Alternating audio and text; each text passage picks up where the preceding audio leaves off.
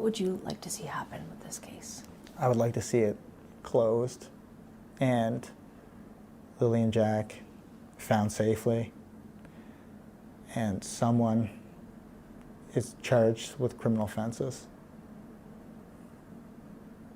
Because that's what you think will be the result here? Yeah. You don't think they're in the woods? No. Honestly, this guy is just incapable of avoiding giving himself away, isn't he? So she asks him, what would he like to see happen with this case? And he straight out comes out with, I would like to see it closed. Now, before she even finishes asking him, he's got the lizard lips going. He's basically heard, what would you like? And then the lizard lips are going. So already, before she's finished the question, he's got an agenda. And he knows that in terms of what he'd like, he can't say he'd like it all to go away and for people to stop talking about it. So the closest he can get is saying he'd like to see it closed.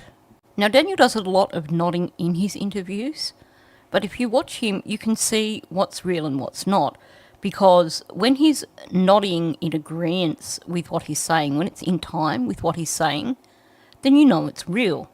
And when he was saying that he'd like to see it closed, then the nod actually fits with what he's saying. And of course, note, this is the first thing that comes out of his head. He wants to see it closed. This is real. He wants to see it closed. This is his agenda. And then we get the add-ons. And these add-ons are clearly what he realises he's supposed to say. How do I know this? Because of the use of and, the overuse of and. So he wants to see it closed. And Jack and Lily found safely. And someone is charged with criminal offences. But the other significant thing here is his use of personal pronouns. The first statement, I would like to see it closed. It's a direct I statement. And then when he tacks on the other two statements, there's no personal pronouns here. And there's no sense of how much he'd like these things to happen. We're at a point with the case now where most people, if you ask them, you know, what is your deepest wish with this case? And they're going to say, I just really want to see this resolved. I really hope that they can find Lily and Jack. So you'll note the difference there. There's the really hope or really want. You know, you're including yourself in this. This is your hopes, your wants. Not just a general statement of, and Jack and Lily found safely. He's not saying anything about that this is what he wants or what he wishes. Whereas when he said he wanted to see it closed, I would like to see it closed. So the first part of his statement, you've got the transitive verb, the like, and then you've also got the personal pronoun, the I. But then in the second part, there's no expressing any sort of desire at all. He's not saying that he wishes that Jack and Lily would be found. There's no, I wish, I want, I really need. No, nothing here that expresses that these two statements that he's made subsequent to him saying that he would like to see it closed, there's nothing here that indicates that this is actually his desire also, that Jack and Lily would be found or that someone would be charged. And because these last two statements are pretty much just parroting what other people have said, saying what he thinks he's supposed to say, you'll note that he says someone is charged with criminal offences. Grammatically, it just doesn't fit. Now, I know some people have said, well, Nchi, you just don't understand the local dialect. Yes, I do. I'm basing this on Daniel's previous speech patterns. We've got several hours worth of examples of Daniel's speech. So when something like this is out of place, then yes, obviously the first question is this just local dialect that just doesn't quite fit, or is it actually him saying something slightly out of place because he's not really being truthful here? The other thing that you might have noticed is that with absolutely no exception, People who are not connected to the case, when they're talking about what they want to see happen, they don't say, we want to see someone charged. They say, we want to see the people responsible charged. We want to see justice, and we want to see the people who are responsible held to account.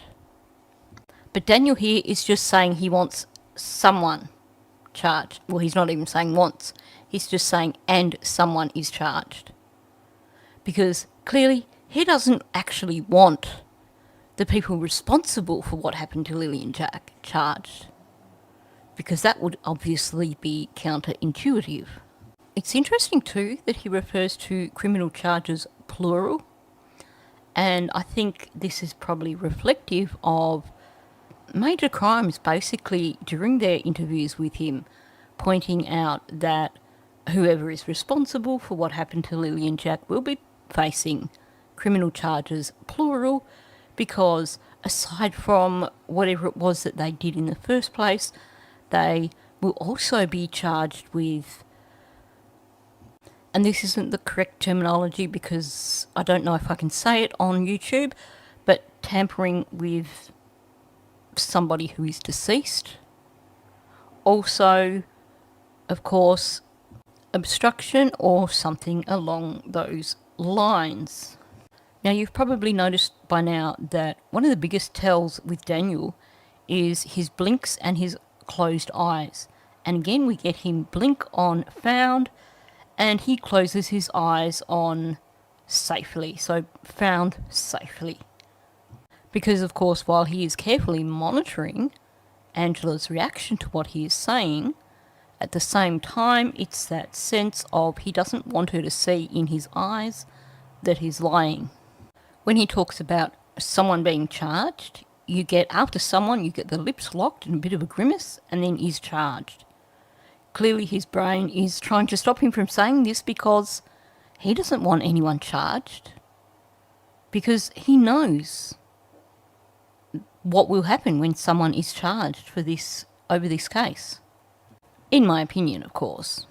And again, when he's talking about Jack and Lily being found safely and someone being charged, you'll note that the nodding doesn't actually fit into, in terms of timing, his words.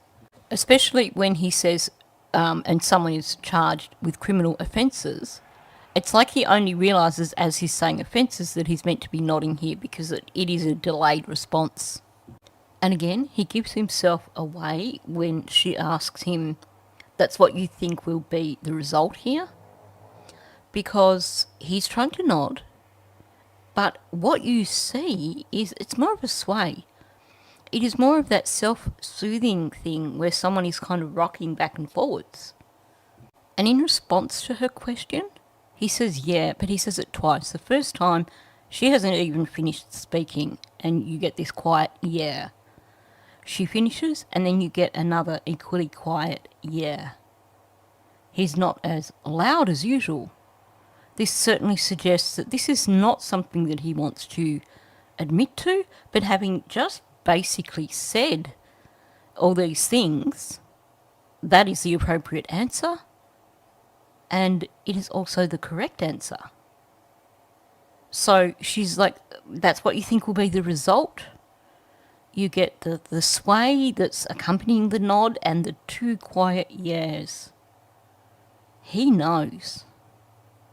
And it's not something that he's overly comfortable with, clearly.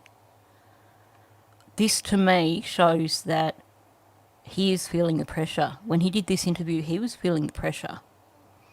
And I think that explains his body language, his outlook. When he did this interview, he was already realising that the writing is on the wall. And of course, she asked him, you don't think they're in the woods? And we get a very confident no, with a shake of the head that matches the language perfectly. No, he doesn't believe they're in the woods because he knows they're not in the woods.